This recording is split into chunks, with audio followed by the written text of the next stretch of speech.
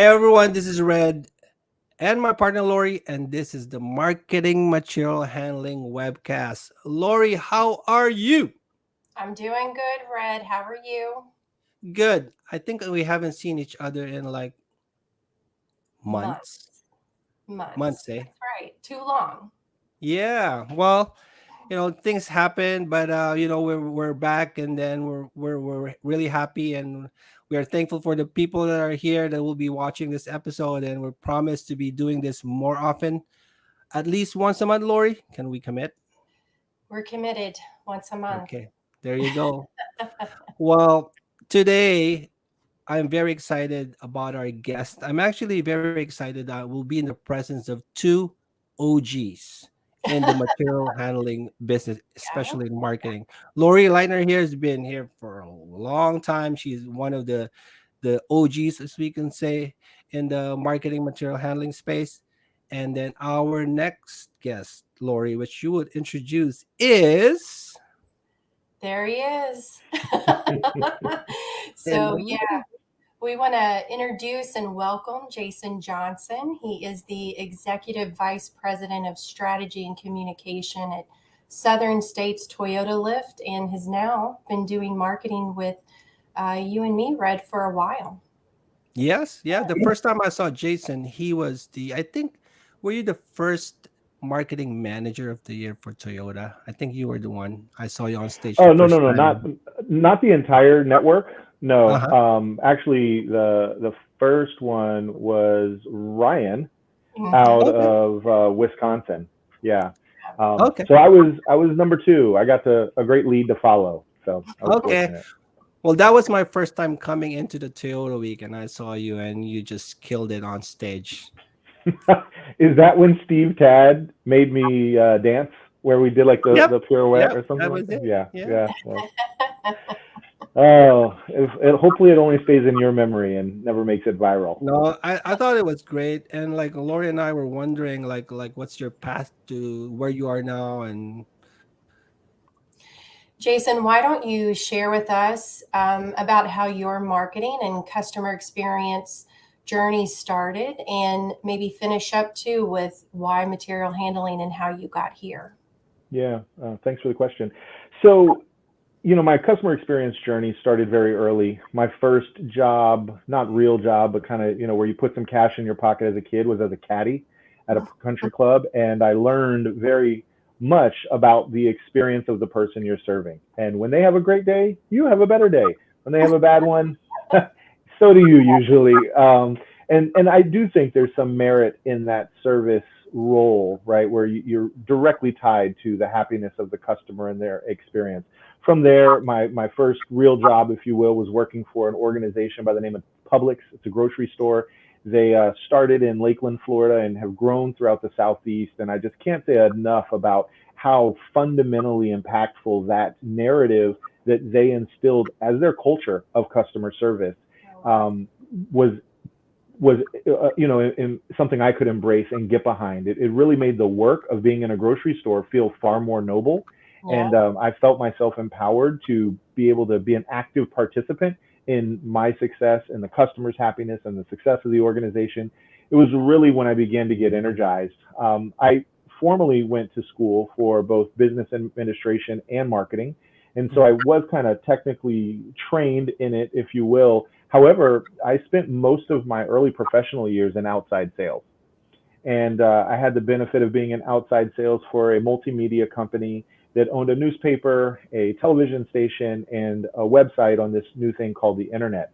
And in that experience, I was able to learn, how impactful the customer experience is on a customer's ability to make new, maybe scary decisions about ways in which to engage their customers or to build on their company's success. And so it was a really valuable time because I was able to have a number of diverse experiences, understanding better how different businesses operate, how they make decisions, kind of the connection between the people and the organization, and how the customer experience is still very relevant in all of that. So, fast forward, I found myself formally in a marketing position after going into some entrepreneurial endeavors. and realizing, hey, being a great salesperson is only part of the process. You get to now help carry this message and create the narrative. And once I started doing that, I just realized that that was even more so where my passion lies, was in having a conversation that allowed people to connect with their next best decision. Found my way in material handling because as I was running an agency, one of my customers was actually this dealership. And so they were a customer of mine for the better part of a decade. And then after that, I came on board internally and helped build out the marketing team and made customer experience an intrinsic part of what that marketing process looks like. So I'm just gonna continue, just Jason, and hope that Lori will come back in the show. We have some technical challenges, but talking about customer experience, I mean, so this is a concept that is not new to you, because I heard you saying like previously that this is already kind of like a concept that you believe in, and that you're into. So our actual topic for this show is customer experience in marketing and real world execution, because what happened here is, I know that you and Lori are already doing customer experience as part of your marketing.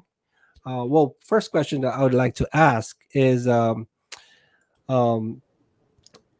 why do you think that customer experience is part of marketing? Hmm. I think that if we remove the human element of what we're ultimately trying to do, then we will lose our opportunity to fully connect with customers, internal and external, right? Our employees or associates or our customers in the marketplace. I think if we remove the human element, then we lose the ability to maximize the connection. You've probably heard that adage: people don't buy products, people buy from people, right? Mm-hmm. I really do believe that's true. I don't think companies are run by robots. I think they're run by people. I think teams are led by people. Decisions are made by people. And given that, I think that as marketers, we're given this really beautiful gift of an opportunity to be stewards of the people experience. And so for me, they are not not necessarily synonymous, but they are certainly intertwined, right? You can't have marketing that is successful at scale if you are not taking into consideration the customer experience. Mm. Lori, welcome back. Yeah. Well, I have the same question for you, because I was, when you dropped off, I asked Jason Yeah. why customer experience is part of marketing. Let me ask that question to you, because you are doing customer experience in your dealership. Well, even from what Jason said, I think part of what you're taught in marketing is put yourself in that person's situation. Like really early on, we're taught that. And Mm-hmm. then as you become more experienced, you realize that you can't only think about that end result.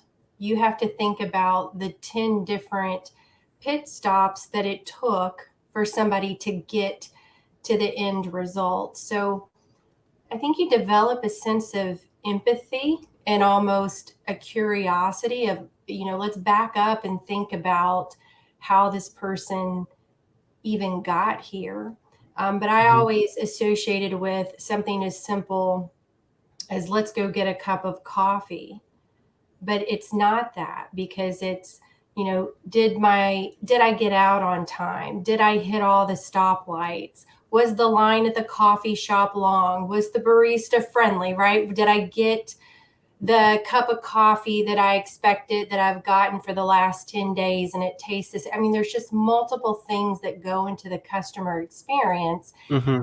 And I really pride marketing people being able to look at it all instead of one piece of it. So I think that's what we get to bring to the table, and it's a lot of fun. And that's why. So to me, conceptually, what I'm thinking is, this expression is very common in marketing, right? The best marketing is referral, Mm.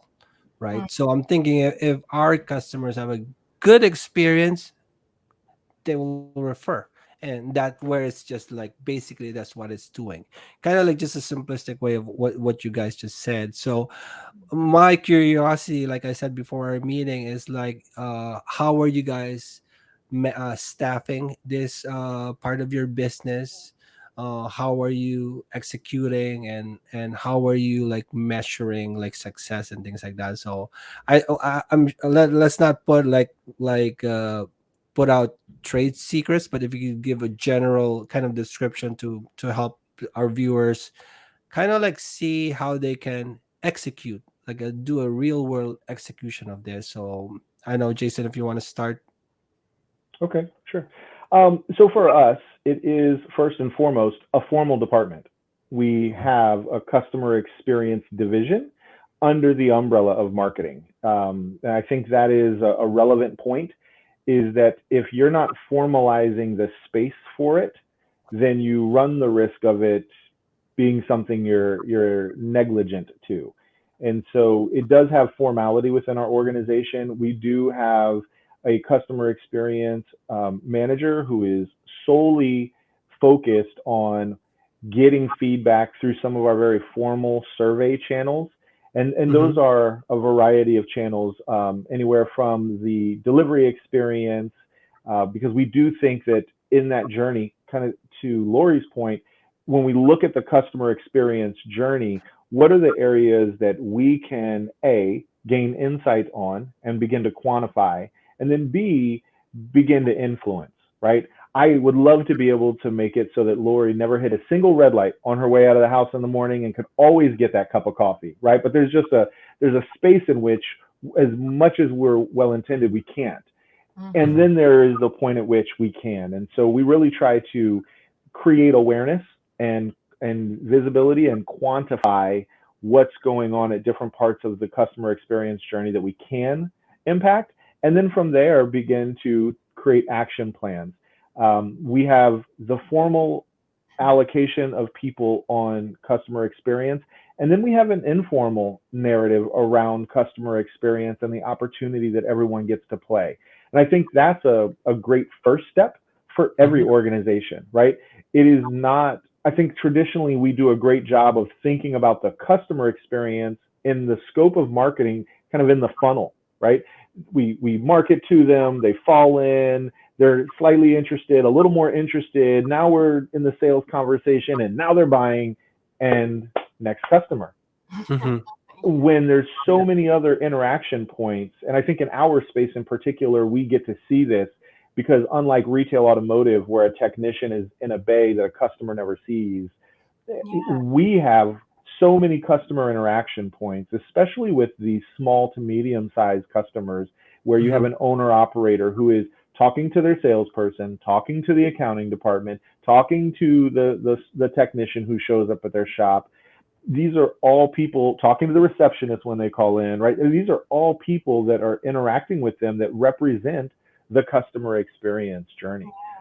So we work really hard to not only formally capture and quantify what experience is like in those parts, and have a conversation with all those associates about the positive role they can play in that customer experience.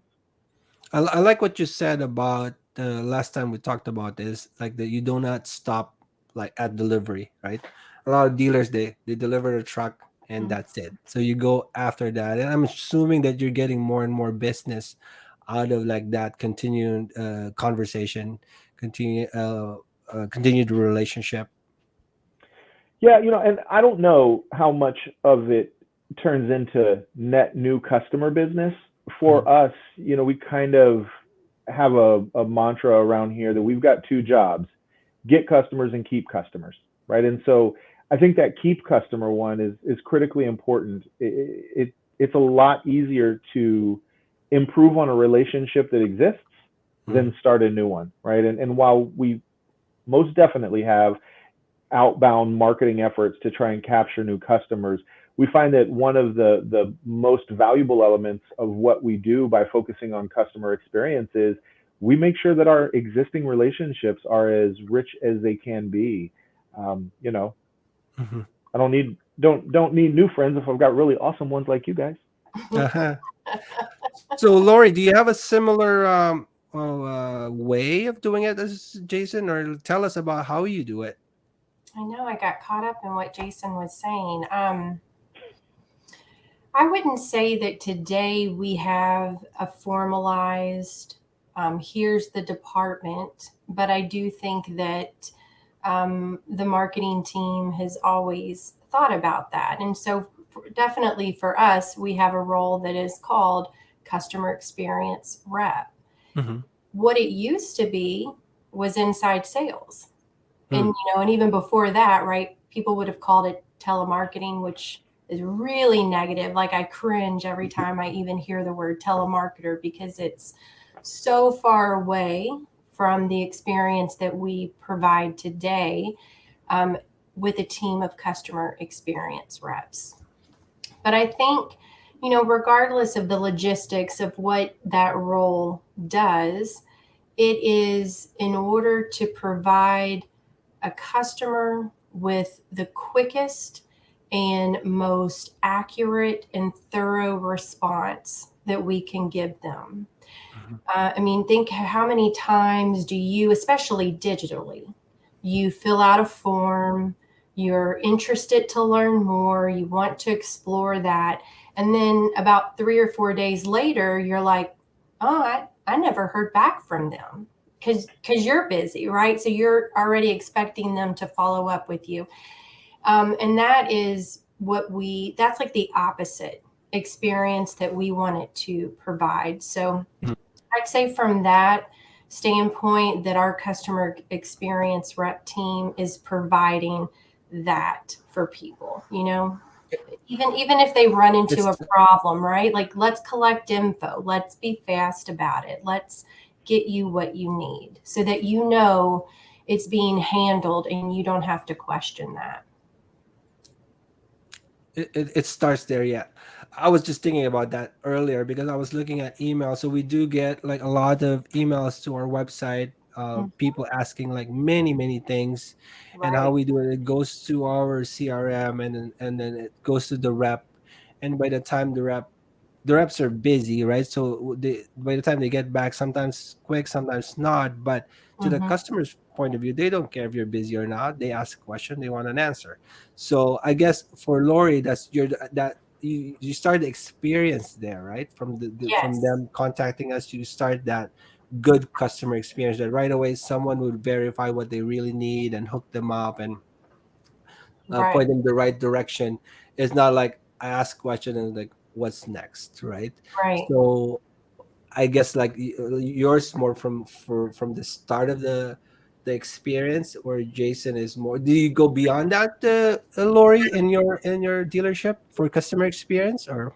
I mean, I think you can really think about it from, if you can back all the way up to a marketing touch point, right? Mm-hmm. It could be something on social media, it could be email, it could be a digital brochure that somebody downloaded. I don't know that we should ever forget about customer experience. So for me, when I think about the most ideal way that the customer travels with us, it starts all the way back to they Googled, they found content that we produced, and Mm-hmm. they were like, that was helpful.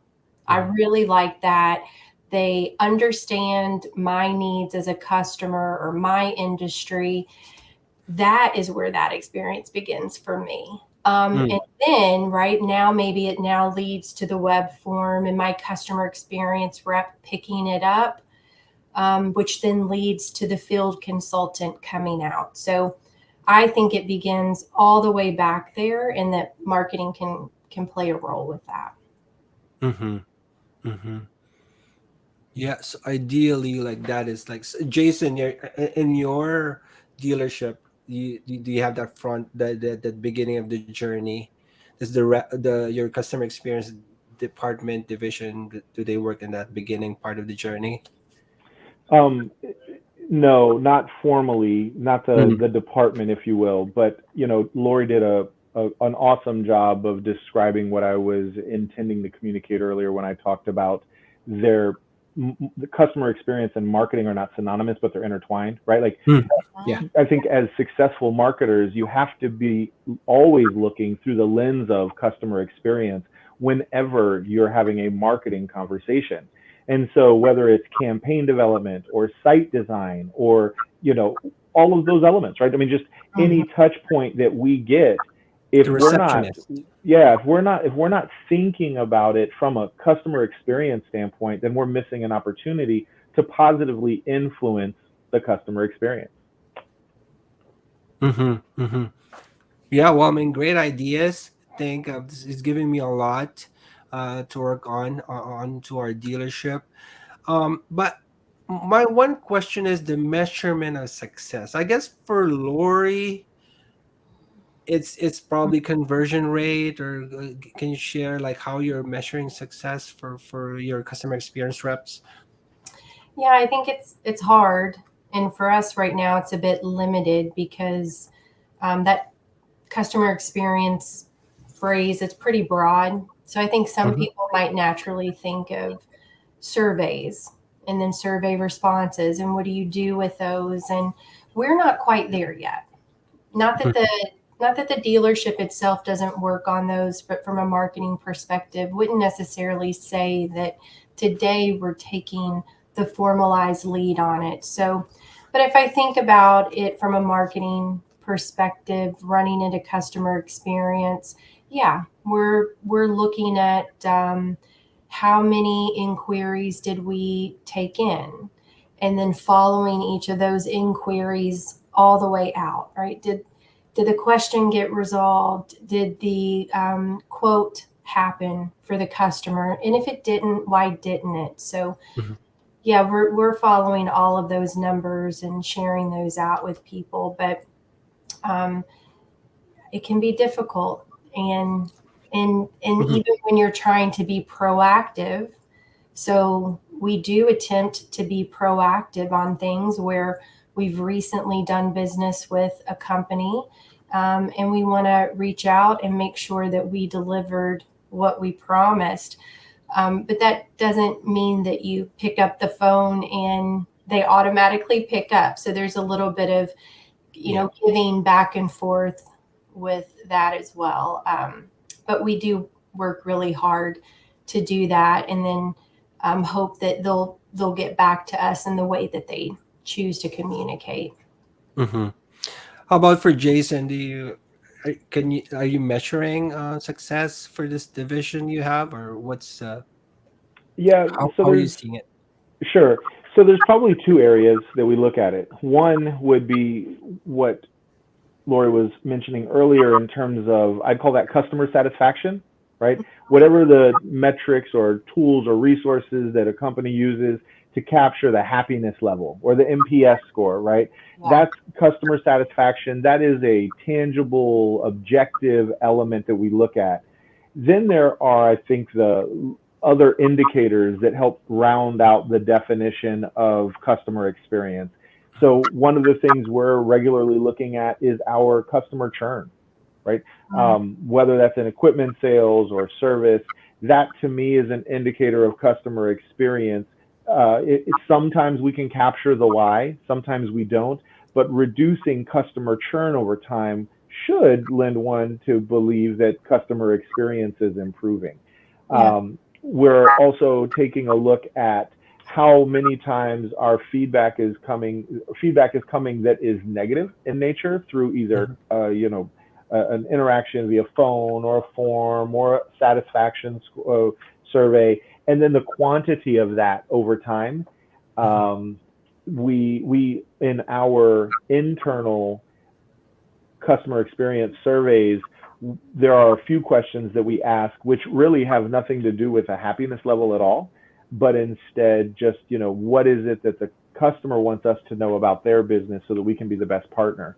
Yeah. And the engagement there is, I think, is another mechanism by which we're able to quantify customer experience. So there's a few things in which we look at to try and bring scope to the customer experience. Mm-hmm. Is this for both of you? This same department or same people? Are they in charge of the customer satisfaction program from TMH, or are these a different group? Yes, they're the same. Same. They're the Yeah. same. Yeah, Yep. same. And we have some. So we have a person who is responsible for kind of the formal TMH voice of the customer CSP customer satisfaction program, and Mhm. then we have some other individuals who are still a part of the customer experience team, but are gaining insight from the customers outside of that. So we're talking to rental customers, we're talking to service customers, we're talking to new equipment customers, we're talking to new service customers. So we're having a That's pretty great. broad reaching conversation. That's Wow. really great. And these are like full time people doing this. This is like real. That's their focus. There, yes, there are, these are full-time people. They may also be contributing value in other ways, right? So it may not be Mm-hmm. their only value contribution to the organization. Yep. However, it is a functional part of their contribution. Yeah. Mm-hmm. I was reviewing that video that podcast that we did, Lorie with Sherry, Mm-hmm. and one of the things that she said is she was asking a group of executives like what if they think that customer experience is important. Everyone raised their hands, Right. and then when she asked, do you have a budget set aside for it, nobody raised their hands. Right. So I guess with Jason, they're really like investing on this, and even you, Lori, like you have people that are they're focused on this. Yeah. So that's why I'm interested in it. Yeah. I think you have to, and we continue to talk about what other resources and team members that we need to continue elevating the job that we're doing, because there's no magic button, right? So you can have a really good idea about how to improve the customer experience, but there's typically a lot of logistics that go behind that.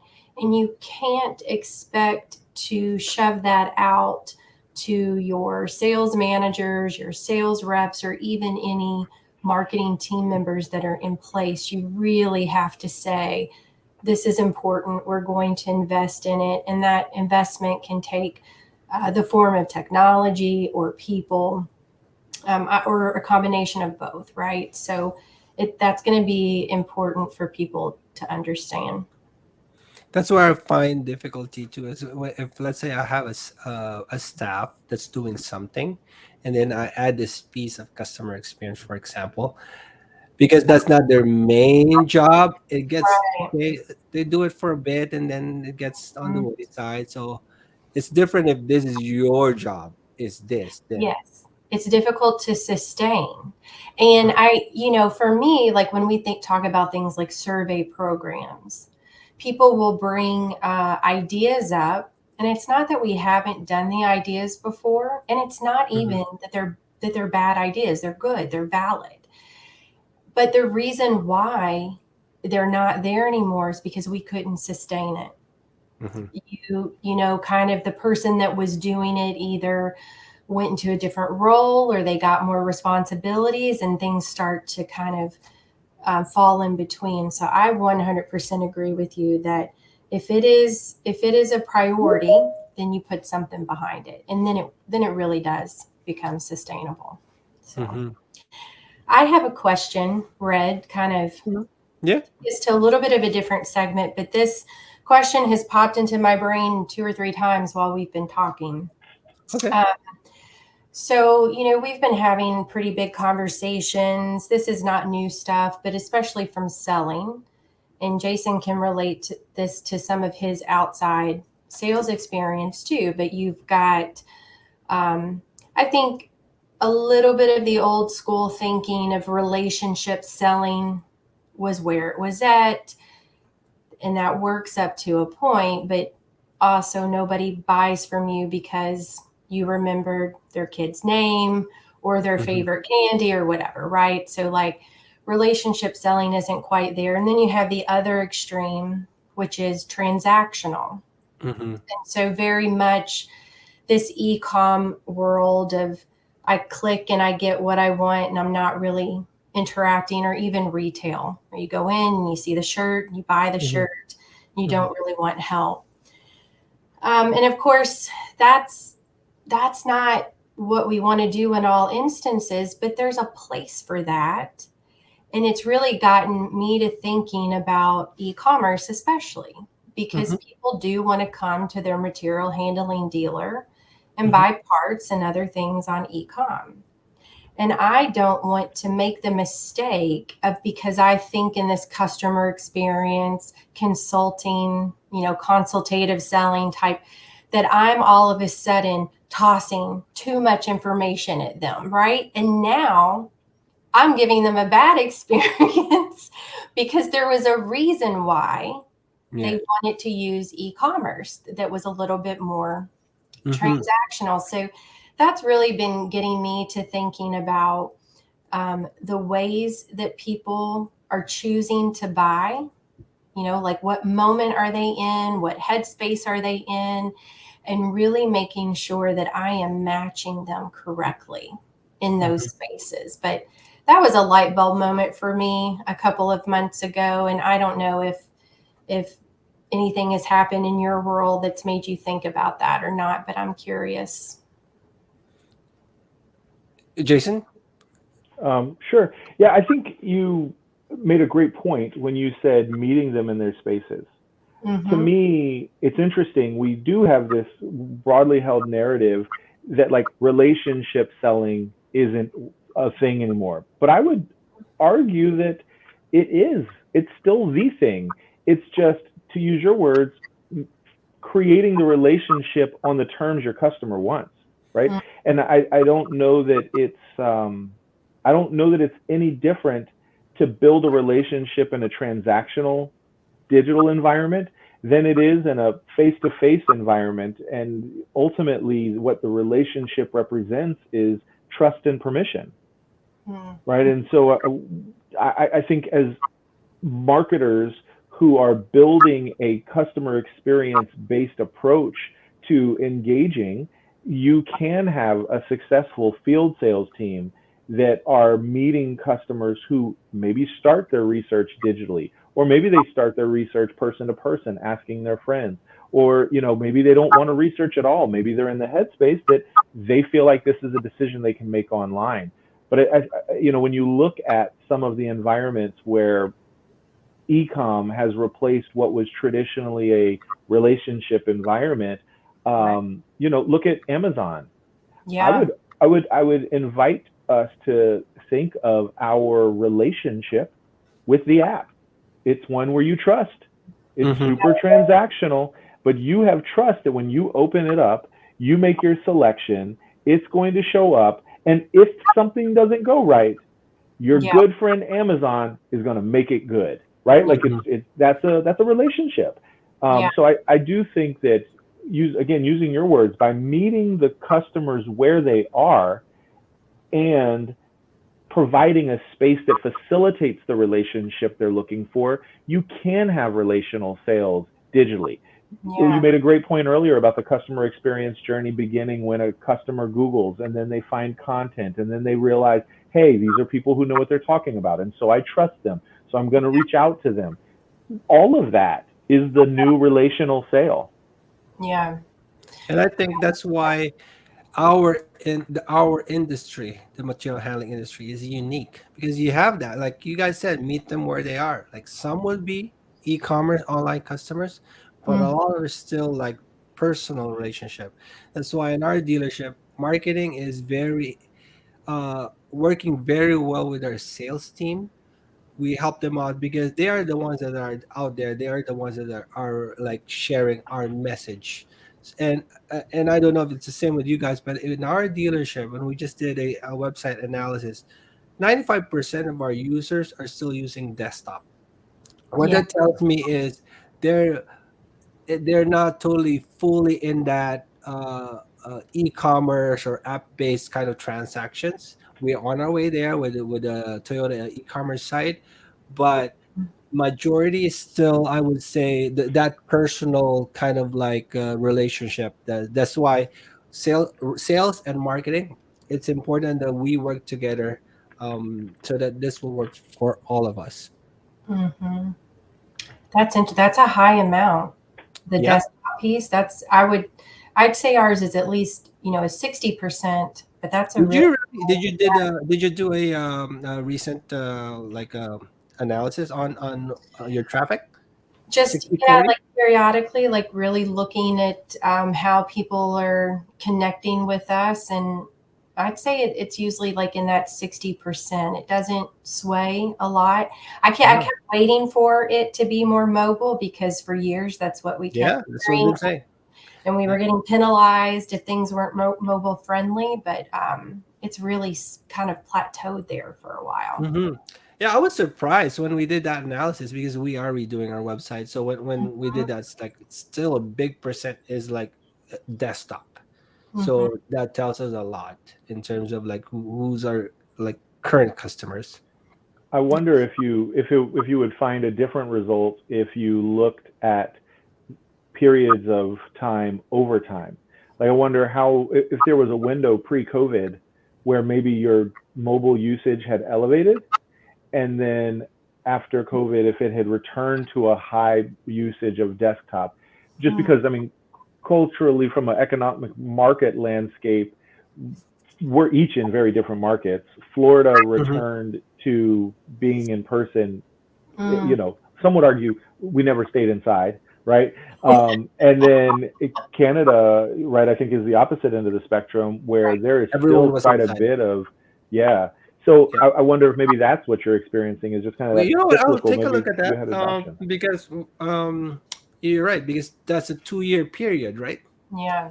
So but yeah, but if we're talking about current, that's what our traffic sources like come from. So, but just going back to your question, Lori, good points. Like Jason and you said, it's like meet them where they are, and to me, if you're doing well on e-commerce, so that they will trust you, and you Right. work well with your sales the department, that you have the same message, you have the same values and ideas, that's still going to be good customer experience overall.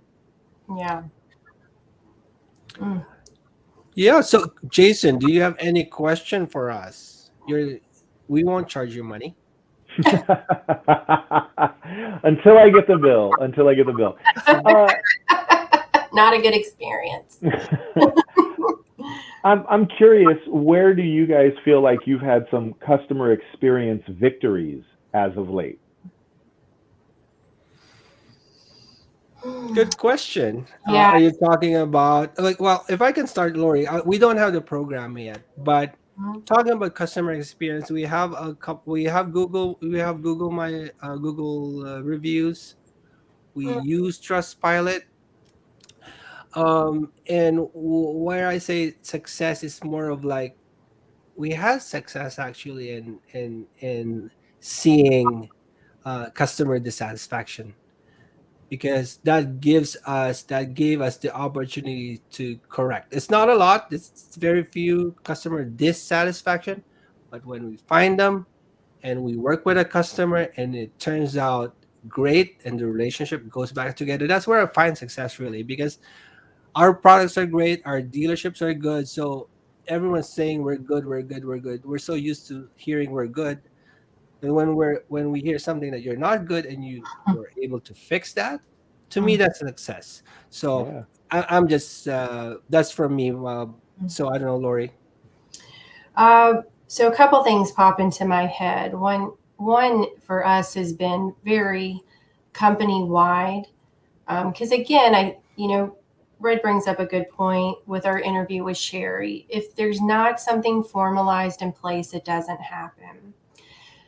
And for us now, there is something formalized throughout the entire company where every department is really looking at their top 1 to 2 initiatives fully based on the customer experience, and then putting different metrics behind those, and really reporting those out. So to our executive team, which has just really become great because it's a great sharing throughout the company. So there are some formalized things put in place, but I think where I want to go with it personally a little bit, what's been on my mind is we tend to focus a lot on the negative things that come through, and sometimes that's all that comes through on your survey if your response rates are very low.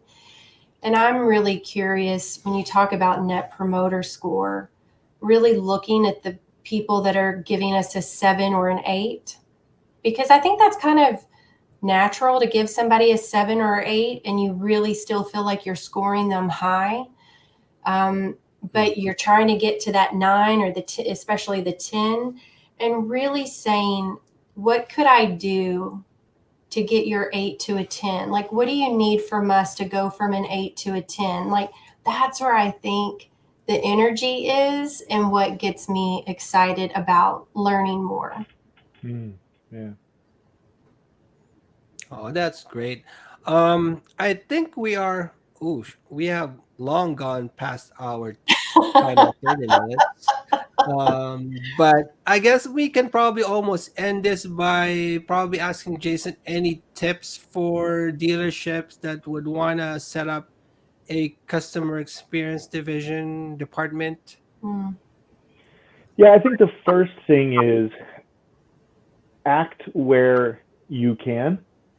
And so if you feel like, oh, we don't have the budget for a person to be dedicated or any formalization of, I think the first thing you do is and I think Lori's organization makes a great example. They change the title of a person, which does two things. It changes the opportunity for awareness on the part of the employee, and it changes the expectation and the opportunity of awareness on the part of the customer. So I would say start where you can. And the good news is there's places everywhere, right? The second thing I would invite people to do is attribution. And so you have both heard me talk about the importance I place on attribution in various ways within the scope of marketing. I think customer experience is one of those ways. And so to your point, Red, if you get a dissatisfied customer and it's just one customer and you change their opinion and you can quantify what that customer costs, because we know, right, if we slow down and pay attention, we can pay attention to how much it costs to capture a click. We can talk about how much it costs in sales material to, put material out in the field, any number of ways you want to quantify the marketing side.